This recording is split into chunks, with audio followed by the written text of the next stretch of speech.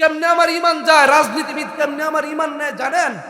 আমি ভোট দিছি অমুক হাজী সাহেবরে, হ্যাঁ, হাজী সাহেব আমাদের ভোট পাইয়া এমপি হয়েছে। কি হয়েছে?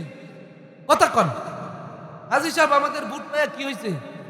এমপি হয়েছে। এরকম আরো 200-300 এমপি হয়েছে। হ্যাঁ, 200-300 এমপি হইয়া সংসদের মধ্যে বসছে।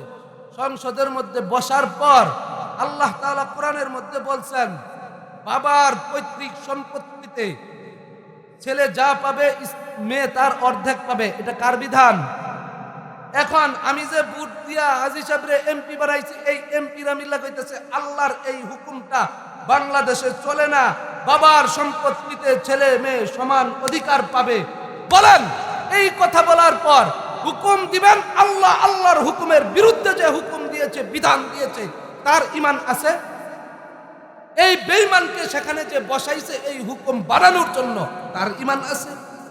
আমি বলবো না আপনাদের ঈমান নাই, কিন্তু আমরা এই কাজ করতেছি। কথা ঠিক না বেঠিক? আর অনেক গভীর কথা আছে। এই জন্য ভাই বড় দুঃখ নিয়ে আজকে বলে যাই, মাদ্রাসার মধ্যে যেমন ঈমান, আমরা যেমন ইসলামকে মাদ্রাসার মধ্যে মানি, মসজিদের মধ্যে মানি, এই ইসলামকে সংসদের মধ্যেও মানতে। ও দোস্ত, কথাগুলি কি রাজনীতি মনে হইতেছে? আরে কথাগুলো যদি রাজনীতি মনে হয়, আপনার মেধার মধ্যে পছন্দ রয়েছে। এদেশের 92% মানুষ মুসলমান। মুসলমানের সন্তান স্কুলের মধ্যে পড়ে। মুসলমানের সন্তান স্কুলের মধ্যে পড়ার পর একটা মুসলমানের সন্তান 2 রাকাত নামাজ পড়ার মাসআলা শিখতে পারে না, 4টা সূরা সহিহ শুদ্ধভাবে পড়তে পারে না। এই শিক্ষা ব্যবস্থাকে লাথি মার। কথা ঠিক না বেঠিক? এই শিক্ষা ব্যবস্থা কারা দিয়েছে? আমরাই তো বানাইছি, আমরাই তো বানাইছি। আমরা যাদেরকে ভোট দিয়া জায়গায় নিছি, তারা আমার সন্তানকে নাস্তিক বানানোর পায় তারা করে। বুঝি না তো আমরা। ঠিকই আবার নির্বাচন আসলে ধানের শীষের মধ্যেই দিব, আবার 50 বছর পরে বুইরা হাসিনা এলে আবার নৌকার মধ্যেই দিব। যেদিকে স্রোত আমরা সেদিকে কি কয়, স্রোতের বাইলে চলি নাকি কেমনে না কয়, আমরা সবাই বাইলে চলি। বাইল ছুড়াইবো আল্লাহ তাআলা, বাইল ছুড়াইবো। এজন্য ভাই এই ধরনের ওয়াজ তো কেউ করে না। অনেকের মনে কষ্ট লাগতে পারে, সমাজটাকে নষ্ট করছে আমি নিজ হাতে। যারা ইসলামের বিরুদ্ধে হুকুম বানায়, যারা আমাদের সন্তানগুলোকে নাস্তিক মুরতাদ বানায়, তাদেরকে আমরা ভোট দিয়া দিয়া তাদেরকে মূল জায়গার মধ্যে বসাই। বলে হুজুর কর্ম কি? কিচ্ছু করার নাই, চুপ করে বসে থাকেন। আর কোনোদিন এই ধানের শীষ আর এই নৌকা আর এই ধরনের রাজনীতিবিদদের কাউকে ভোট দিবেন না। যদি পারেন, যদি ঈমানকে নিজের পক্ষে ধারণ করেন, আর এই ঈমান নিয়ে যদি আখিরাতে জান্নাতে যেতে চান, এই ধরনের মানে দুনিয়াবি এই সংস্কৃতিকে বাদ দেন। একজন মানুষ নেক কাজ করতে পারার পর খুশি হলে, কোনো ঈমানদার কোনো ভালো কাজ করতে পারার পর খুশি হলে, আর কোনো ঈমানদারের থেকে কোনো মন্দ কাজ, কোনো গুনাহের কাজ, কোনো অপরাধ হয়ে গেলে সেটার কারণে সে লজ্জিত হলে, তার ব্যাপারে নবীজি অনেক সুন্দর কথা বলেছেন। নবীজি কি বলেছেন? ইদা সাররাতকা হাসানাতুকা ওয়া সাআতকা সাইয়্যাতুকা ফাআনতা মুমিন। সুবহানাল্লাহ। আপনি আর আমি ঈমানদার নাকি ঈমানদার না, মুমিন নাকি মুমিন না, এই ব্যাপারটা নবীজি সাল্লাল্লাহু আলাইহি ওয়াসাল্লাম উদাহরণ দিয়ে বুঝাইছেন। কোন মুসলমান, কোন ঈমানদার ভালো কাজ করতে পারলে, নামাজ পড়তে পারলে তার কাছে যদি ভালো লাগে, রোজা রাখতে পারলে তার কাছে যদি ভালো লাগে, কোনো ইবাদত করার পর, কোনো দান সদকা করার পর যদি ভালো লাগে, তাহলে চোখ বন্ধ করে বলে দিবা এই লোকটা মুমিন। আর মুসলমানের দ্বারা কোনো গুনাহ যদি হয়ে যায়, কোনো মন্দ কাজ যদি শয়তানের ধোঁকায় পড়ে হয়ে যায়, সেই শয়তানের ধোঁকায় পড়ে মন্দ কাজ করার পর যদি তার অন্তরের মধ্যে অনুশোচনা আসে, যদি তার অন্তরের মধ্যে দুঃখ লাগে, কষ্ট লাগে, হায় হায় আমার দ্বারা এই গুনাহের কাজটা করা ঠিক হয় নাই, এই গুনাহের কাজটা আমি মুসলমান হয়ে কিভাবে করলাম, এরকম একটা বেচাইনি ভাব যদি অন্তরের মধ্যে সৃষ্টি হয়, নবীজি বলছেন এই লোকটাও মুমিন। আমরা সবাই মুমিন তো, ঠিক কিনা? আমরা সবাই খুশি না? কি পায়া খুশি? আমরা কি পায়া খুশি? দোস্ত মুহতারাম, আল্লাহ রাব্বুল আলামিন আমাদের উপর এই পরিমাণ নেয়ামত দিয়েছেন। খুশি যদি আমরা হতে চাই, সারা জীবন শুধু হাসতেই থাকব। আল্লাহ রাব্বুল আলামিন আমাদেরকে এত বেশি নিয়ামত দিয়েছেন। কি পরিমাণ নিয়ামত দিয়েছেন! একজন মানুষের উপর আল্লাহর পক্ষ থেকে নিয়ামত এই পরিমাণ দেওয়া আছে, বলে একটা মুহূর্তের জন্য, একটা সেকেন্ডের জন্য যদি আল্লাহর নিয়ামতের ছায়া আমার মাথার উপর থেকে উঠে যায়, তাহলে আমি আর দুনিয়াতে বেঁচে থাকতে পারবো না। আল্লাহ রাব্বুল আলামিন আমাদেরকে এরকম নিয়ামতের উপর নিয়ামতের মাধ্যমে ঢেকে রেখেছেন। আল্লাহর নিয়ামত না থাকলে আমরা বেঁচে থাকতে পারতাম না। কিভাবে বুঝবো? এই যে আমি, সবাই আমার দিকে তাকিয়ে আছেন চোখ দিয়ে, এই চোখটা আমাদের নিয়ামত না? এই যে মুখে কথা বলতেছেন আমার সাথে, এই কথা বলা এটা আল্লাহর নিয়ামত না? কত মানুষ আছে মুখ আছে কথা বলতে পারে না, ঠিক কিনা? কত মানুষ আছে চোখ আছে দেখতে পারে না, কত মানুষ আছে কান আছে শুনতে পারে না। কিন্তু আল্লাহ তাআলা আমাকে চোখ দিয়েছেন, দেখার শক্তিও দিয়েছেন, মুখ দিয়েছেন, বলার শক্তিও দিয়েছেন, কান দিয়েছেন, শ্রবণ করার শক্তিও দিয়েছেন। আমি এই যে বসে আছি, বসে বসে এক একটা শ্বাস ফেলতেছি, এক একটা শ্বাস আবার ভেতরে টানতেছি, প্রত্যেকটা নিয়ামত। এক একটা শ্বাস আলাদা আলাদা, এক একটা নিয়ামত। সুবহানাল্লাহ। কি বলেন? একটা শ্বাস ফেলার পর এই শ্বাসটা যদি টেনে ভিতরে নিতে না পারি, আমি বেঁচে থাকবো?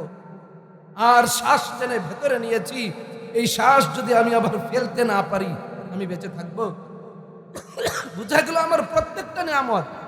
মুসলমান আমরা তো বুঝি না, আমরা মনে করি পেট ভরে ভাত খাওয়ার পর আমরা বলি আলহামদুলিল্লাহ, আল্লাহর নিয়ামত খাইছি। কথা ঠিক কিনা? আমরা শুধু ভাত খাওয়াটাকে কি মনে করি? আল্লাহর নিয়ামত মনে করি। শুধু ভাত খাওয়া না, আল্লাহ আপনাকে আমাকে কি পরিমাণ নিয়ামত দিয়েছেন। কোরআনের দিকে তাকান, আল্লাহ বলতেছেন ওয়া ইন তাউদ্দু নি'মাতাল্লাহি লা তুহসুহা। আল্লাহ বলছেন, হে বান্দা, আমি আল্লাহ রাব্বুল আলামিন তোমাকে দুনিয়াতে এই পরিমাণ নিয়ামত দিয়েছি, তুমি যদি সকাল থেকে সন্ধ্যা পর্যন্ত, সন্ধ্যা থেকে সকাল পর্যন্ত, তুমি যদি তোমার জীবনের শুরু থেকে তোমার মৃত্যুর আগ পর্যন্ত তুমি আমার নিয়ামতগুলোকে গণতে থাকো, তোমার জীবন শেষ হবে, তোমার যৌবন শেষ হবে, তোমার মৃত্যু এসে যাবে, আমি আল্লাহর নিয়ামত গণনা করে তুমি শেষ করতে পারো। কি পরিমাণ নিয়ামত আল্লাহ দিয়েছেন। কোরআনের অন্য জায়গায় আল্লাহ বলেন, যদি কোরআনের অন্য জায়গায় আল্লাহ বলছেন, যদি সমুদ্র কালি হয়ে যায়, আমাদের এদিকে নদী আছে না, নদী, এই একটা শুধুমাত্র মেঘনা নদী না, আল্লাহ বলছেন যে যদি দুনিয়াতে যত সমুদ্র মহাসমুদ্র আছে, এই সকল সমুদ্র মহাসমুদ্রগুলোকে যদি আল্লাহ তাআলা কালি বানান এবং তার মতো আরো 7 গুণ সমুদ্রকে কালি বানান, আর দুনিয়ার সকল গাছগুলোকে আল্লাহ রাব্বুল আলামিন কলম বানান, দুনিয়ার সকল গাছ ডালাপালা কলম, সমুদ্রের সেই কালি দিয়ে আল্লাহর গুণাগুণ, আল্লাহর বরত্ব, আল্লাহর নিয়ামত গুনতে থাকবে, লিখতে থাকবে, সমুদ্রের সেই পানি পরিমাণ কালি শেষ হয়ে যাবে, সকল গাছের পরিমাণ কলমগুলো নিঃশেষ হয়ে যাবে, আল্লাহর কালিমা লিখে শেষ করা যাবে। কথা কি বুঝে আসছে ভাই? এই পরিমাণ নিয়ামতের মধ্যে আমরা ডুবে আছি। এবার আমি আপনাদেরকে প্রশ্ন করি, আল্লাহ তাআলা আমাদেরকে এত নিয়ামত দিলেন, আমাদেরকে ভাত খাওয়ার নিয়ামত দিলেন, ভাত দিলেন, তরকারি দিলেন, মাছ দিলেন, গোশত দিলেন, ফল দিলেন, আবার আমি একটু আগে যা বলছি আমাদেরকে বেঁচে থাকার জন্য যা যা দিলেন, এত সকল নিয়ামতের মধ্যে সবচেয়ে দামি একটা নিয়ামত আল্লাহ আমাদেরকে দিয়েছে। বলেন তো, আল্লাহ তাআলা আমাদেরকে সকল নিয়ামতের মধ্যে সবচেয়ে একটা দামি নিয়ামত দিয়েছেন, সেই নিয়ামতের নাম কি? ঈমান। অনেকে বুঝে, আল্লাহ তাআলা আমাদেরকে অনেক নিয়ামত দিয়েছেন, এই নিয়ামতের মধ্যে সবচেয়ে দামি নিয়ামতের নাম কি? ঈমান। আমার সাথে কথা বলতে হবে। মুরব্বীরা শীতে জুমিয়ে গেলে চলবে না, আমার সাথে কথা বলবেন। রাজি আছেন না? ওয়াজ শুনতে শুনতে ঘুমায় যাবেন গা, পরে কালকে কইবেন এক হুজুর আইসে কি সুন্দর ওয়াজ করছে, কি ওয়াজ করছে বাজারে গিয়ে আর বলতে পারবেন না, এই ওয়াজের দরকার নাই। কথা ঠিক আছে? কথা বলবেন আমার সাথে না রাগ করছেন? দোস্ত কি বলতেছিলাম, আল্লাহ তাআলা আমাদেরকে যত নিয়ামত দিয়েছেন তার মধ্যে দামি নিয়ামতের নাম কি? দুনিয়াতে আল্লাহ তাআলা কত কিছু সৃষ্টি করেছেন, গাছ মাছ নদী সমুদ্র কত কিছু আল্লাহ তাআলা সৃষ্টি করেছেন। আমাকে তো আল্লাহ তাআলা গাছ মাছ নদী সমুদ্র ইত্যাদি বানায় নাই, আল্লাহ তাআলা আমাকে মানুষ বানিয়েছেন। সুবহানাল্লাহ। আমি মানুষ হওয়ার জন্য আল্লাহর কাছে কোনোদিন দরখাস্ত করেছি? আল্লাহর কাছে কোনোদিন অ্যাপ্লিকেশন করেছি? আল্লাহ তাআলা আমাকে মানুষ বানিয়েছেন। আরে মানুষ তো দুনিয়াতে অনেক আছে। বাবা আদম আলাইহিস সালাতু ওয়াস সালাম থেকে শুরু করে আজ পর্যন্ত দুনিয়াতে কত লক্ষ কোটি মানুষ এসেছে, কত শত কোটি মানুষ এসেছে দুনিয়াতে। সকল মানুষের মধ্যে আল্লাহ রাব্বুল আলামিন সর্বশ্রেষ্ঠ মানুষ হিসেবে আল্লাহ ঈমানদারদেরকে সৃষ্টি। আল্লাহ তাআলার কত দয়া, কত অনুগ্রহ। আল্লাহ তাআলা আমাদেরকে ইহুদি নাসারা খ্রিস্টান হিন্দু বৌদ্ধ বেঈমান মুশরিক কোনো কিছু বানান নাই। আল্লাহ রাব্বুল আলামিন আমাদেরকে ঈমানদার হিসেবে দুনিয়াতে সৃষ্টি করেছেন। আল্লাহ তাআলা আরেকটা বেশি নিয়ামত আমাদেরকে দিয়েছেন, সেটা কি? আমাদেরকে ঈমানদার হওয়ার পাশাপাশি আখিরি নবী মুহাম্মদুর রাসূলুল্লাহ সাল্লাল্লাহু আলাইহি ওয়াসাল্লামের উম্মত বানিয়েছেন। নবীজি সাল্লাল্লাহু আলাইহি ওয়াসাল্লামের উম্মতের কত দাম জানি আমরা? আমরা অনেকে জানি না। সবাই ঈমানদার, কিন্তু আমার ঈমানের দাম কত, আমার ঈমানের পাওয়ার কত, আমার ঈমানের আল্লাহ তাআলার কাছে আমার ঈমানের কি পরিমাণ দাম আমরা জানি না। শুধুমাত্র মুসলমানের ঘরে মুসলমান হয়েছি, চলছি ফিরছি খাইছি, এমনি আমার জীবন চলে যাচ্ছে। আমার দাম যদি আমি জানতাম, প্রত্যেকটা মুসলমান প্রত্যেকটা ঈমানদার যদি তার ঈমানের দাম জানতো, তাহলে দুনিয়াতে মুসলমানরা আর লাঞ্ছিত অপদস্থ হতো না। কথা ঠিক না? মুসলমানরা তাদের ঈমানের দাম জানে না। আখিরি নবীর উম্মতের দাম কত আমরা জানি না। আখিরি নবীর উম্মতের দাম কত আমরা যদি কোরআন থেকে শুনি, আল্লাহ রাব্বুল আলামিন কোরআনের মধ্যে বলেছেন, ওয়াকাযালিকা জাআলনাকুম উম্মাতান ওয়াসাতা উম্মাতান ওয়াসাতাল লিতাকুনু শুহাদাআ আলান নাস ওয়া ইয়াকুনার রাসূলু আলাইকুম শাহীদা। আল্লাহ তাআলা কোরআনের মধ্যে বলছেন, যখন কিয়ামতের মাঠ কায়েম হয়ে যাবে, কিয়ামতের মাঠের মধ্যে আদম আলাইহিস সালাতু ওয়াস সালাম থেকে শুরু করে মুহাম্মদুর রাসূলুল্লাহ সাল্লাল্লাহু আলাইহি ওয়াসাল্লাম পর্যন্ত সকল নবীদেরকে আল্লাহ রাব্বুল আলামিন কিয়ামতের ময়দানে জমা করবেন। হাসরের ময়দানে আল্লাহ তাআলা সকল নবীদেরকে একপাশে জমা করবেন এবং আদম আলাইহিস সালাতু ওয়াস সালাম থেকে শুরু করে আমাদের নবী মুহাম্মদুর রাসূলুল্লাহ সাল্লাল্লাহু আলাইহি ওয়াসাল্লাম সহ যত নবীর উম্মত আছে, সকল নবীর উম্মতদেরকে একপাশে জমা করবেন। আল্লাহ তাআলা নবীদেরকে জিজ্ঞেস করবেন, হে আমার নবীরা, হে আদম, হে নূহ, হে মূসা, হে ঈসা, হে ইসমাঈল, আজকে আমি তোমাদেরকে জিজ্ঞেস করতেছি, দুনিয়াতে আমি তোমাদেরকে প্রেরণ করেছিলাম আমি আল্লাহর একত্ববাদের দিকে মানুষকে দাওয়াত দেওয়ার জন্য, আল্লাহ ভুলা মানুষগুলোকে আল্লাহর সাথে সম্পর্ক করে দেওয়ার জন্য আমি তোমাদেরকে দুনিয়াতে প্রেরণ করেছিলাম। তোমরা কি দুনিয়াতে গিয়ে তোমাদের উপর দেওয়া নবুয়তের দায়িত্ব জিম্মাদারি পালন করেছো কিনা? সকল নবীরা উত্তর দিবে, ওগো আল্লাহ, আমাদেরকে যেই কারণে তুমি দুনিয়াতে প্রেরণ করেছিলে, তোমার একত্ববাদের দাওয়াত, এই নবুয়তের জিম্মাদারি আমরা আমাদের উম্মতের কাছে পৌঁছিয়েছি। আল্লাহ তাআলা উম্মতদেরকে ডেকে বলবেন, হে নবীর উম্মতেরা শুনো, তোমাদের কাছে নবী প্রেরণ করেছিলাম, নবীরা তাদের দায়িত্ব তোমাদের কাছে পরিপূর্ণভাবে পালন করেছে কিনা তোমরা জবাব দাও। নবীর উম্মতরা জবাব দিবে, নবীরা মিথ্যা বলেছে, তারা তাদের নবুয়তের জিম্মাদারি আমাদের কাছে পালন করে নাই। কথা কি বুঝতে পারছেন? নবীরা বলে আমরা দায়িত্ব পালন করছি, আর নবীর উম্মতেরা কি বলে? তারা দায়িত্ব পালন করে নাই। নবীরা বলে আমরা মানুষকে আল্লাহর দিকে ডেকেছি, আর উম্মত বলে নবীরা আমাদেরকে আল্লাহর দিকে ডাকে নাই। সমস্যা সৃষ্টি হয় নাই? দুই ধরনের কথা এসেছে। এখন কথা কোনটা সত্য, কোন কথার উপর ভিত্তি করে ফায়সালা হবে, আল্লাহ তাআলা তখন আখির নবী মুহাম্মদুর রাসূলুল্লাহ সাল্লাল্লাহু আলাইহি ওয়াসাল্লামের উম্মতদেরকে ডাকবেন। আল্লাহ তাআলা আমাদেরকে ডাকবেন, আখিরি নবীর উম্মতদেরকে ডেকে জিজ্ঞেস করবেন ফায়সালার জন্য যে কার কথা সত্য। আখিরি নবীর উম্মত আল্লাহর কাছে সেদিন বলবে, আল্লাহ, নবীরা যেই কথা বলেছে এই কথা 100% সত্য। নবীরা তাদের নবুয়তের জিম্মাদারি পরিপূর্ণভাবে আদায় করেছে। তখন উম্মতদের পক্ষ থেকে প্রশ্ন আসবে, আখিরি নবী এসেছেন সবার পরে, মুহাম্মদুর রাসূলুল্লাহ সবার আগে আসছেন না পরে আসছেন? সবার পরে আসছেন। নূহ আলাইহিস সালাতু ওয়াস সালাম তার উম্মতের কাছে নবুয়তের দায়িত্ব পালন করেছে কিনা আমরা দেখেছি? কথা বলেন। মূসা আলাইহিস সালাম তাদের উম্মতের কাছে নবুয়তের দায়িত্ব পালন করেছে কিনা সেটা আমরা দেখেছি। উম্মত বলবে, আখিরি নবীর উম্মত তো দেখে নাই, তারা এসেছে সবার পরে, তারা কিভাবে এই কথার সাক্ষ্য দেয়?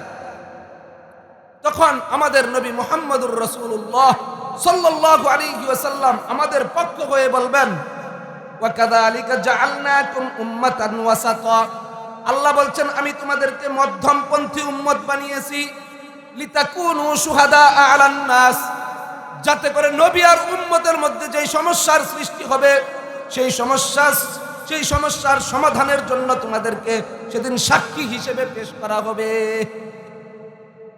এই কথা আমরা কিভাবে জেনেছি? আমরা আখির নবী মুহাম্মদুর রাসূলুল্লাহর জবান থেকে হাদিসের মাধ্যমে জেনেছি।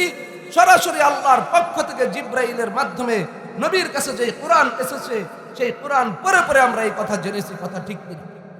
তাহলে আখির নবীর উম্মতের দাম কত? আগের কার উম্মতের আর নবীর মধ্যে যেই সমস্যা হবে সেই সমস্যার সমাধানের জন্য সাক্ষী হিসেবে আখির নবীর উম্মতকে পেশ করা হবে। সুবহানাল্লাহ। আর আসতে এই জন্য আমরা আমাদের দাম জানি না।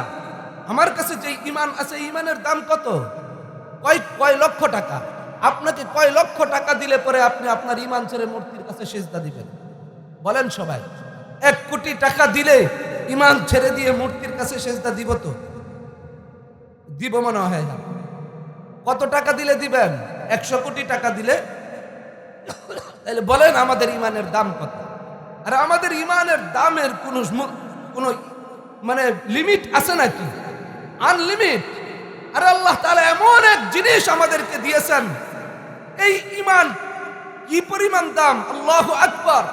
নবীর হাদিস থেকে যদি বলি, যখন কিয়ামতের দিন ফারিকুন ফিল জান্নাতি ওয়া ফারিকুন ফিস সাঈর, কিয়ামতের দিন যখন আল্লাহর পক্ষ থেকে বিচার হয়ে যাবে, ফয়সালা হয়ে যাবে, জাহান্নামীদেরকে জাহান্নামে পেশ করা হবে, জান্নাতীদেরকে জান্নাতের মধ্যে প্রবেশ করানো হবে, তখন শেষমেশ আল্লাহ রাব্বুল আলামিন ফেরেশতাদেরকে ডেকে বলবেন, হে আমার ফেরেশতারা, তোমরা ওই তো জাহান্নামের মধ্যে ঢুকো, তো জাহান্নামের একেবারে কোণার মধ্যে গিয়ে দেখো আমার একটা বান্দা যার অন্তরের মধ্যে সরিষার দানা পরিমাণ ঈমান আছে। সুবহানাল্লাহ। নবীজি হাদিসের মধ্যে কত সুন্দর করে বলেন, আখরিজু মান কানা ফি কলবিহি মিসকালু হাববাতিন মিন খারদালিন মিন ঈমান। জান্নাতীরা জান্নাতে প্রবেশ করবে, জাহান্নামীরা জাহান্নামে প্রবেশ করবে। আল্লাহ ফেরেশতাকে বলবেন, জাহান্নামের মধ্যে ঢুকে দেখো আমার এক বান্দার অন্তরে মিসকালু হাব্বা, সরিষার দানা পরিমাণ, সরিষার দানা থেকে ছোট এই পরিমাণ ঈমান আমার এক ঈমানদার বান্দার অন্তরের মধ্যে আছে, তাকে জাহান্নাম থেকে বের করে আজকে জান্নাতে ঢুকায়া দাও। ফেরেশতারা তখন আল্লাহর কাছে বলবে, আল্লাহ, তোমার এই বান্দা তো দুনিয়াতে অপরাধ করার কারণে জাহান্নামে পুড়তে পুড়তে কয়লা হয়ে গেছে। জাহান্নামে পুড়তে পুড়তে কয়লা হয়ে যাওয়া ঈমানদার বান্দাকে জাহান্নাম থেকে বের করে জান্নাতে দিলে সে কি নাজ নিয়ামত ভোগ করবে? কথা বুঝেন নাই? জান্নাতে গিয়ে নাজ নিয়ামত ভোগ করার জন্য তো তার সুস্থ সবল থাকতে হবে। জাহান্নামে পুড়তে পুড়তে সে তো কয়লা হয়ে গেছে।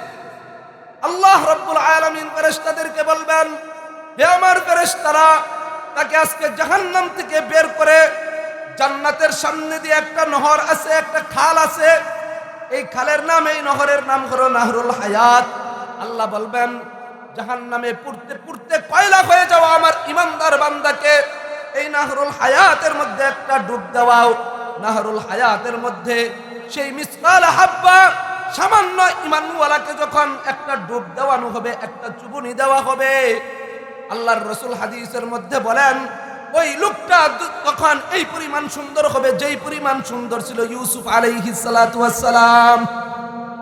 ইউসুফ আলাইহিস সালাতু ওয়াস সালাম থেকে এক সুদর্শন যুবকে পরিণত হবে। তখন সেই যুবককে আল্লাহ রাব্বুল আলামিন ফেরেশতাদের মাধ্যমে জান্নাতে প্রবেশ করাবে। ও দোস্ত, আমার কতটুকু ইমানের দাম, আমার কতটুকু ইমানের দাম, সরিষার দানা পরিমাণ ইমানের দাম। কথা ঠিক কিনা? কিন্তু আজকে আমরা তো ইমানের দাম জানি না। ইমানের দাম না জানার কারণে আমরা সেই ইমানের পাওয়ার মতো চলতে পারি না। ইমানের দাম যত বেশি, সেই জিনিসটাকে হেফাজত করতে হয় তত গুরুত্ব দিয়ে। দোস্ত, বড় দুঃখের সাথে বলতে হয় আজকে অনেক ইমানদার দুনিয়াতে আছে, নিজেকে মুসলমান দাবি করে, নিজের বাবাও মুসলমান, দাদাও মুসলমান, পূর্বপুরুষ সব মুসলমান, কিন্তু নামে সেও মুসলমান, কার্যে কর্মে তার মধ্যে মুসলমানিত্ব। কথা বুঝাইতে পারি না। এই জন্য কবি বলেন হাম মুসলমান হে মগর হমে মুসলমানি নহি, হাম মুমিন হে মগর ঈমান মে কামিল নহি। আমরা মুসলমান কিন্তু আমাদের মুসলমানিত্ব পরিপূর্ণ নাই। আমরা ইমানদার কিন্তু আমাদের ইমানের মধ্যে পূর্ণতা নাই। সবাই ইমানদার, সবাই মুসলমান, কিন্তু ইমানের মধ্যে পূর্ণতা নাই। কেন ইমানের মধ্যে পূর্ণতা নাই? কারণ আমার ইমানকে আমি সুন্দরভাবে হেফাজত করি না। আজকে আমরা সবাই ওযু ভঙ্গের কারণ জানি না। আরে ওযু করি না আমরা, ওযু ভাঙ্গেনি। কেমনে ভাঙ্গে? তো এটা বাইরে ভাঙ্গে নজুরে ওযু ভাঙ্গে, এটা জানি আমরা। কথা বলেন, কিন্তু ইমানও যে ভেঙ্গে যায় এটা কি জানি? এই আলোচনা আমাদের মধ্যে নাই। আমার মধ্যে যে দামি ইমান আছে, এই ইমানটা যে কখন কিভাবে আমার থেকে ছুটে যায়, হাই মুসলমান, কিভাবে বুঝাইলে বুঝবেন? নবী আলাইহিস সালাতু ওয়াস সালাম হাদিসের মধ্যে বলছেন, আরে আখেরি একটা জামানা এমন আসবে, ইয়াতি আলান নাসি জামানুন ইয়াজতামিউনা ফিল মাসাজিদ ওয়া লাইসা ফীহিম মুমিন।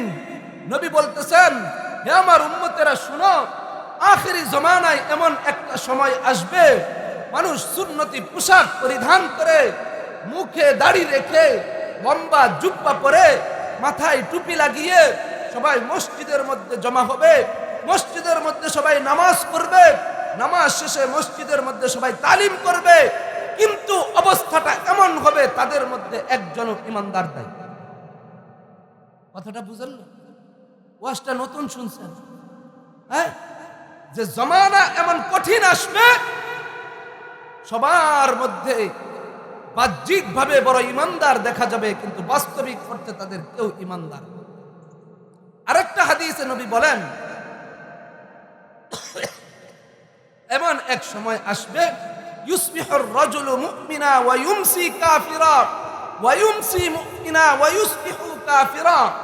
একটা মানুষ সকালবেলা ঘর থেকে বের হবে ইমানদার অবস্থায়, সারা দিন সে এমন কিছু কাজকর্ম করবে, সন্ধ্যাবেলা সে যখন ঘরে আসবে বেঈমান হয়ে ঘরে আসবে। সন্ধ্যাবেলা একটা মানুষ ঘর থেকে ইমানদার হিসেবে বের হবে, সারা রাত্র সে এমন কিছু কাজ করবে, সে যখন আবার সকালবেলা ঘরে ফিরবে সে বেঈমান হয়ে ঘরে। সেই সময়টা এখন চলতেছে, সেই সময়টা এখন চলতেছে। আমাদের ইমানের কি দুর্বল অবস্থা! সাহাবায়ে কেরামের ইমানের কি অবস্থা ছিল, আমাদের ইমানের কি দুর্বল অবস্থা! আরে আমাদের ইমানের অবস্থা হলো, এই যে এক জগ পানি, এই এক জগ পানি দিয়ে ওযু করা যায় না? কথা বলেন, ওযু করা যাবে না? কিন্তু যদি হয় এক শিশি পানি, হোমিওপ্যাথিক ডাক্তারের দোকানে যে শিশি থাকে এটার ড্রাম, কি কয়, এক ড্রাম, এতটুকু শিশিকে ড্রাম বলে তাদের ভাষায়। এতটুকু শিশির পানি দিয়ে আপনি কি ওযু করতে পারবেন? গোসল তো করতে পারবেন, আপনার পিপাসা নিবারণ হবে। দোস্ত, আমাদের ইমানের এমন এক দুর্বল অবস্থা, কোন দিক দিয়ে আমার ইমান চলে যাচ্ছে আমি জানিও না। আমি রবকে রব হিসেবে স্বীকার করি। আমি বলি ইন্নাল্লাযীনা ক্বালু রাব্বুনাল্লাহ, আমরা বলি আমাদের রবকে। আরো আস্তে কোন আমাদের রবকে। মুখে বলি আমাদের রব আল্লাহ, কিন্তু আমাদের রব আল্লাহ এই কথা বলার পর এই কথার উপর ইস্তিকামত থাকি না, এই কথার উপর সুদৃঢ় থাকি না। আমি যখন বলছি লা ইলাহা ইল্লাল্লাহ, আল্লাহ ছাড়া কোনো মাবুদ নাই, এই কথা বলার পর আমার কি দায়িত্ব এসেছে, আমার কি জিম্মাদারি এসেছে, আমার কি করণীয় এখন। আমরা শুধু মনে করি ইমানদার বলছি, কুরবানির সময় বিরাট বড় গরু কুরবানি দেই, বাপদাদা 14 পুরুষ ইমানদার, আমি মনে হয় এইভাবে ইমানদার হিসেবেই দুনিয়াতে আসি, মরার পর আস্তে আস্তে সিলসিলায় জান্নাতে ছিলাম। কথা বুঝেন নাই? আমাদের ঈমানকে মজবুত করতে হবে। আল্লাহ তাআলা কোরআনে বলেছেন, তুমি শুধু বলবা আমি ঈমানদার। মানুষ কি এটা ধারণা করেছে? আহাসিবান নাস আই ইউতরাকু আই ইয়াকুলু আমান্না, একজন মানুষ মুখে বলবে যে আমি ঈমান এনেছি আর তাকে ছেড়ে দেওয়া হবে? তাকে কোনো ধরনের পরীক্ষা করা হবে না? পরীক্ষা ছাড়া ঈমানদার জান্নাতে চলে যাবে, এটা হতে পারে না। আমরা আমাদের ঈমানের বড় দুর্বল অবস্থায় আছি। আমরা রবকে রব হিসেবে স্বীকার করি, কিন্তু রবের সাথে আবার অনেক কিছুকে শিরিক। কথা ঠিক কিনা? রবের সাথে অনেক কিছুকে শরীক করে আমরা শিরিকের মধ্যে লিপ্ত হয়ে যাই। আমরা বলি আমাদের রব আল্লাহ, মুখে এই কথা বলি, কিন্তু কাজের ক্ষেত্রে আমাদের রব আল্লাহ এটা প্রমাণ হয় না। কাজের ক্ষেত্রে আমাদের রব আল্লাহ এটা প্রমাণ হয় না। আমি যদি ছোট্ট একটা উদাহরণ দেই বুঝবেন। কেউ যদি বলে বিবাহের সময় স্বামী আর স্ত্রী, ছেলে এবং মেয়ে কি বলে? স্বামী বলে, কাজী সাহেবের পক্ষ থেকে বলে, বলো তো কবুল। সে কি বলে? আলহামদুলিল্লাহ কবুল। কথা ঠিক কিনা? যখন আলহামদুলিল্লাহ কবুল বলে, এই কথা বলার পরে স্ত্রীর খাবার দাবারের ব্যবস্থা করার দায়িত্ব কার? স্বামী নাকি? সাবান কিনে দেওয়ার দায়িত্ব কার? তেল কিনে দেওয়ার, পাউডার কিনে দেওয়ার, অসুস্থ হইলে না পায় ওষুধ কিনে দেওয়ার। বিয়ার সময় এত কিছু বলছিল? বিয়ার সময় কইছিল তোমারে বিয়া করলাম, তোমারে বাদ দিমু, কাপড় দিমু, হ্যাঁ সাবান দিমু, তেল দিমু, পাউডার দিমু, চুনো দিমু, ওষুধ কিনে দিমু, এই করবো সেই করবো বলছিল? বলছে শুধু কি আলহামদুলিল্লাহ কবুল, ঠিক না? এই কথা বলার সাথে সাথে তার যাবতীয় কিছুর দায়িত্ব স্বামীর উপর চলে আসে। ঠিক তেমনি ভাবে একজন মুসলমান যখন বলে লা ইলাহা ইল্লাল্লাহ, আমার রবকে, আল্লাহ ছাড়া কোনো মাবুদ নাই, এই কথার স্বীকৃতি দেওয়ার পর রবের পক্ষ থেকে যখন তার উপর যেই দায়িত্ব দেওয়া, যেই জিম্মাদারি দেওয়া, যেই হুকুম দেওয়া, সেই হুকুম অক্ষরে অক্ষরে পালন করাও তার দায়িত্ব। কথা ঠিক কিনা? আমরা শুধু মনে করি নামাজ পড়া আমাদের দায়িত্ব, আমরা শুধু মনে করি রোজা রাখা আমাদের দায়িত্ব, আমরা শুধু ইসলামের ফরজ বিধানগুলোকেই গুরুত্ব দেই। ফরজের মধ্যে যে আরো ফরজ আছে সেটাকে আমরা গুরুত্ব দেই না। আল্লাহকে আল্লাহ বলে স্বীকার করার পর একজন মুসলমান সুদ খাইতে পারে না। আল্লাহকে আল্লাহ বলে স্বীকার করার পর একজন মুসলমান ঘুষ খাইতে পারে না। আল্লাহকে আল্লাহ বলে স্বীকার করার পর একজন মুসলমান মিথ্যা কথা বলতে পারে না। আল্লাহকে আল্লাহ বলে স্বীকার করার পর একজন মুসলমান হারাম খাইতে পারে না। আল্লাহকে আল্লাহ বলে স্বীকার করার পর একজন ইমানদার বেপরদায় চলতে পারে না। কথা ঠিক কিনা? কিন্তু আমরা আল্লাহকে আল্লাহ বলে স্বীকার করি, ঘুষও খাই, সুদও খাই, সবই করি। কথা ঠিক কিনা? আমাদের ইমানের কি হালাত? আল্লাহ তাআলা বলছেন, ইমানদার যদি দাবি করো ভালো করে করবা। 2 নম্বরে ইমানের দাম নাই। আল্লাহ কোরআনে বলেছেন, ইয়া আইয়ুহাল্লাযীনা আমানু উদখুলু ফিস-সিলমি কাফা, হে ইমানদারগণ তোমরা ইসলামের মধ্যে পরিপূর্ণ দাখিল হও। আমরা ইসলামের মধ্যে পরিপূর্ণ আসিনি, আবার ইমানদার দাবি করি কেমনে? ইসলামের মধ্যে পরিপূর্ণ দাখিল না হইলে কি সমস্যা বলবো? ইসলামের মধ্যে পরিপূর্ণ দাখিল না হইলে কি হবে? আল্লাহ বলছেন, ওয়ালা তাত্তাবিউ খুতুওয়াতিশ শাইতান ইন্নাহু লাকুম আদুউম মুবিন। শয়তানের অনুসরণ করো না, যদি শয়তানের অনুসরণ করো, শুনে রাখো শয়তান তোমাদের প্রকাশ্য শত্রু। দোস্ত, একটা ছোট্ট উদাহরণ দিয়ে বুঝাই। আমাদের বাড়িতে মশা আছে, মশা, সবাই কথা বলেন, মশা আছে। মশা থেকে বাঁচার জন্য আমরা কি করি? হ্যাঁ, কয়েল লাগাই, মশারি টানাই। মশা থেকে বাঁচার জন্য কি করি? মশারি টানাই। মশারি টানানোর পর আমরা কি মশারির ভিতরে পুরোপুরি ঢুকি না অর্ধেক ঢুকি? মশারির ভিতরে পুরোটা ঢুকে একটা হাত বাহিরে রাখি না একটা পা বাহিরে রাখি? কি বাহিরে রাখি? পুরোপুরি ঢুকি, কথা ঠিক কিনা? যদি পুরোপুরি না ঢুকি সমস্যা কি? আমার একটা হাত বাহিরে থাকলে ডেঙ্গু মশা এখানে কামড় দিলে আমার সারা শরীরে জ্বর আসবে, ঠিক কিনা? আচ্ছা, এই দোষটা কি মশার না আমার? কথা বুঝেন না? মশারি টানাইলাম, পুরাটা ঢুকলাম, পুরাটা একটা হাত বাহিরে রাখলাম, মশাই কামড় দিলে দুষ্কা আমার। তার মানে আমি কি করলাম না? মশারির ভিতরে পরিপূর্ণ প্রবেশ করলাম না। গেছেন, গান শুনছেন আর তালি দিচ্ছেন, ইমান গেছে কবে? এতদিন থাকে নাকি ইমান? মাজারে গেছেন, কি গান শুনছেন? বাউল গান। বাউল গান শুনছেন, আপনার কাছে মজা লাগছে, তালি দিচ্ছেন। গান শোনার পর খুশি হয়ে কেউ যদি তালি দেয়, মনে মনে খুশি হয়, তার ইমান চলে যায়। আরে কথা বুঝছেন? মাজারের মধ্যে টিয়া দিচ্ছেন, কারে দিচ্ছেন? ইমান গেছে গা। টিয়া দিচ্ছেন না, ইমান দিচ্ছেন। এই জন্য কিছু ইমান নিয়ে যায় কারা? মাজারওয়ালারা। মাজারওয়ালারা, আরে মাজারওয়ালারা ইমান নেয়। এই এলাকার মধ্যে মাজার যে আছে, মাজারিদের শক্তি বেশি না মাজারের বিরুদ্ধে যারা, তাদের শক্তি বেশি? কথা কন। মাজারের বিরুদ্ধে যারা, তাগর শক্তি বেশি, কিন্তু এই শক্তিটা কোনোদিন দেখায় না, ঠিক কিনা? বলে আরে এত বিশৃঙ্খলা করে লাভ কি? হারাটা হারা করে যার যার কবরে হাই যাবে, যার যার আমলের হিসাবে হাই দিবে। বহু হাজি সাহেব আছে আম করে এইভাবে বুঝা। কথা বুঝেন নাই? আরে যার যার হিসাবে হাই দিব, তুমি হুজুর মানুষ, এত কথা কেউ আছে? এইগুলি বলে সমাজটাকে নষ্ট করতে। আরে যেখানে শিরকি কাজ হয় সেখানে আল্লাহর রহমত আসে না। এই শিরকি কাজ থেকে এই সমাজকে বাঁচানোর জন্য, বাঁচানোর দায়িত্ব প্রত্যেকটা ইমানদারের, না শুধু মসজিদের হুজুরের, না যায় মাদ্রাসায় পড়ছে তার, আলেমের। প্রত্যেকটা ইমানদারের দায়িত্ব সমাজ থেকে এই মাজারের সংস্কৃতি, এই শিরকের সংস্কৃতিকে বন্ধ করে দেওয়া। যদি না হয় কেউ সার পাবে না। যার যার কবরে সে যাবে, যার যার কবরে সে গেলে আর এই হক কথা বলার জন্য, আপনাদের ওয়াজ করার জন্য আমার আসবে। আমার কবরে আমি যাবো, আপনার কবরে আপনি যাইবেন, আমার এতক্ষণ এনে বসে চিল্লানোর দরকার? কথা ঠিক নেই। মানে যার যার কবরে সে যাবে এমন না। আপনার কবরে যদি আপনি ইমান নিয়ে না যান, আমি আপনার প্রতিবেশী হিসেবে, আমি আপনার ইমানদার ভাই হিসেবে আল্লাহর কাছে জিজ্ঞাসা।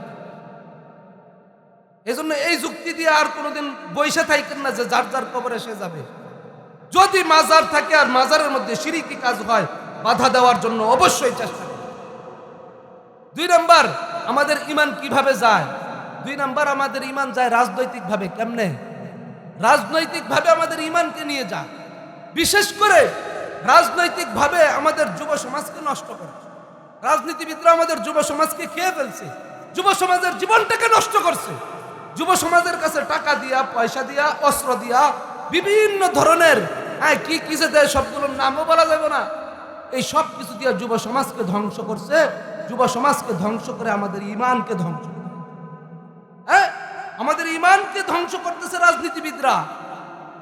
আল্লাহ তাআলা কোরআন দিয়েছেন, রাজনীতি করব কোরআনের, আমি রাজনীতি করি গণতন্ত্রে। কথা ঠিক কিনা? মানুষকে দুনিয়ার মধ্যে ক্ষমতায় বসানোর জন্য আমরা আমাদের ইমানকে নষ্ট করি। কেমনে বুঝামুরে ভাই? না জানি আবার ভুল বুঝেন, কালকা সকালে না জানি আবার সমালোচনা শুরু হয়। কেমনে আমার ইমান যায়? রাজনীতিবিদ কেমনে আমার ইমান নেয় জানেন? আমি ভোট দিছি অমুক হাজী সাহেবরে, হ্যাঁ, হাজী সাহেব আমাদের ভোট পাইয়া এমপি হয়েছে। কি হয়েছে? কথা কন। হাজী সাহেব আমাদের ভোট পাইয়া কি হয়েছে? এমপি হয়েছে। এরকম আরো 200-300 এমপি হয়েছে। হ্যাঁ, 200-300 এমপি হইয়া সংসদের মধ্যে বসছে। সংসদের মধ্যে বসার পর আল্লাহ তাআলা কোরআনের মধ্যে বলছেন, বাবার পৈতৃক সম্পত্তিতে ছেলে যা পাবে, মেয়ে তার অর্ধেক পাবে। এটা কার বিধান? এখন আমি যে ভোট দিয়া হাজী সাহেবরে এমপি বানাইছি, এই এমপিরা মিল্লা কইতেছে আল্লাহর এই হুকুমটা বাংলাদেশে চলে না, বাবার সম্পত্তিতে ছেলে মেয়ে সমান অধিকার পাবে।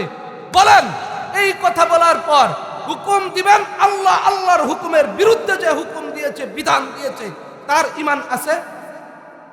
এই বেঈমানকে সেখানে যে বসাইছে এই হুকুম বানানোর জন্য, তার ঈমান আছে?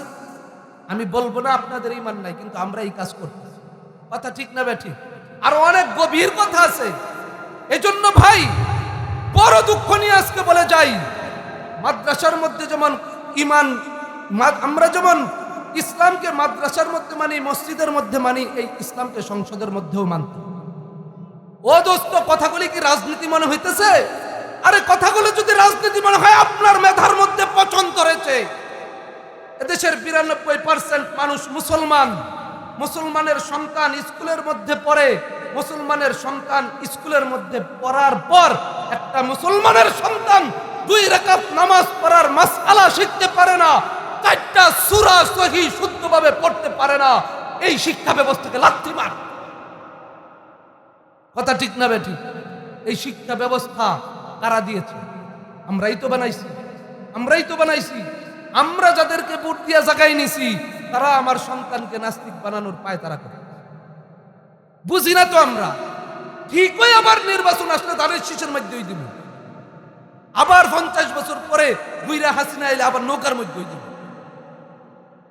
যেদিকে স্রোত আমরা সেদিকে কি কয়, স্রোতের বাইলে চলি নাকি কেমনে না কয়, আমরা সবাই বাইলে চলি। বাইল ছুড়াইব আল্লাহ তাআলা, বাইল ছুড়াইব। এজন্য ভাই এই ধরনের ওয়াজ তো কেউ করে না। অনেকের মনে কষ্ট লাগতে পারে, সমাজটাকে নষ্ট করছে আমি নিজ হাতে। যারা ইসলামের বিরুদ্ধে হুকুম বানায়, যারা আমাদের সন্তানগুলোকে নাস্তিক মুরতাদ বানায়, তাদেরকে আমরা ভোট দিয়া দিয়া তাদেরকে মূল জায়গার মধ্যে বসাই। বলে হুজুর কর্ম কি, কিচ্ছু করার নাই, চুপ করে বসে থাকেন। আর কোনদিন এই ধানের শীষ আর এই নৌকা আর এই ধরনের রাজনীতিবিদদের কাউকে ভোট দিবেন না। যদি পারেন, যদি ঈমানকে নিজের পক্ষে ধারণ করেন, আর এই ঈমান নিয়ে যদি আখিরাতে জান্নাতে যেতে চান, এই ধরনের মানে দুনিয়াবি এই সংস্কৃতিকে বাদ দেন, এই ট্রেডিশনকে বাদ দেন, ঈমানকে মজবুত করেন। খালি মনে করি যত জিকির করবো এত ঈমান মজবুত, এটা মনে করি না? ওয়াজের মধ্যে এগুলি শুনি না? জিকির যত বেশি ঈমান তত মজবুত। আমি বলি আরে না রে ভাই, শুধু জিকির দিয়ে ঈমান মজবুত হয় না। ঈমান মজবুত হলো আল্লাহর পক্ষ থেকে হুকুম যেটা এসেছে, এই হুকুম আমি মানব। এই হুকুমের বিরুদ্ধে আমার বাপ দাঁড়াইলে বাপকে লাথি দেব। আল্লাহর হুকুমের বিরুদ্ধে আমার মা দাঁড়াইলে আমার মাকে আমি অস্বীকার করব। আল্লাহর হুকুমের বিরুদ্ধে আমার আত্মীয় স্বজন আসলে আত্মীয় স্বজনকে আমি ভুলে যাব, আল্লাহর হুকুমকে প্রাধান্য দেব। কথা ঠিক না বেঠিক? এজন্য সবার কাছে এই আবেদন করে যাই, সবার কাছে এই আবেদন, কোরআন মানব তো 100% মানব, ইসলাম মানব তো 100% মানব। আমার সন্তান আমার কাছে আমানত, আমার সন্তান আমার কাছে আমানত। আমি শুধু সন্তানের ভবিষ্যৎ চাই। কি চাই? একটা জায়গা সন্তানের নামে কিনে দিয়ে যাই, 3 তলা 5 তলা একটা বাড়ি সন্তানের নামে করে দিয়ে যাই। সবার স্বপ্ন থাকে না 2টা 3টা 5টা সন্তান হলে আমার ফুলাবান আমার পরে কেমনে চলবো, সবার কিন্তু এই চিন্তা। কথা ঠিক নেই? কিন্তু আমি দুনিয়াতে না থাকলে আমার সন্তান ইসলামের উপর চলতে পারবে কিনা, আমার সন্তান দ্বীন মোতাবেক চলতে পারবে কিনা, আমার সন্তান আল্লাহর হুকুম মানতে পারবে কিনা, এই বিষয়ে আমাদের কারো ফিকির নাই। এই বিষয়ে আমাদের ফিকির নাই। কোন কাজ করলে সন্তান টাকা পয়সা বেশি উপার্জন করতে পারবে, ওইগুলো হলো আমাদের চিন্তা ভাবনা। কিন্তু কিন্তু শুনি কথা শুনি দোস্ত, কথা শেষ করব। যে কথা বলতেছিলাম, আমরা ইমানদার, ইমানের উপর পরিপূর্ণ মজবুত থাকবো তো ইনশাআল্লাহ। ইমানের উপর মজবুত থাকার জন্য খুঁজে খুঁজে বের করব কোন জায়গায় আল্লাহর কি হুকুম, কোন জায়গায় নবীর কি তরিকা, কোন জায়গায় ইসলামের কি বিধান। ইসলামের সেই বিধান মতো, আল্লাহর সেই হুকুম মতো, নবীর সেই তরিকা মতো আমি আর আপনি আমাদের জীবনকে পরিচালিত করব। আল্লাহ তাআলা আমাদেরকে তৌফিক দান করেন। যেই কথাগুলো বলছি এই কথাগুলোর উপর আমাদেরকে আমল করার তৌফিক দান করেন। যদি কোনো কথায় কেউ কষ্ট পেয়ে থাকেন নিজ গুণে ক্ষমা করে দিবেন। আল্লাহ তাআলা আমাদের সকলকে দ্বীনের জন্য কবুল করেন। আমিন ওয়া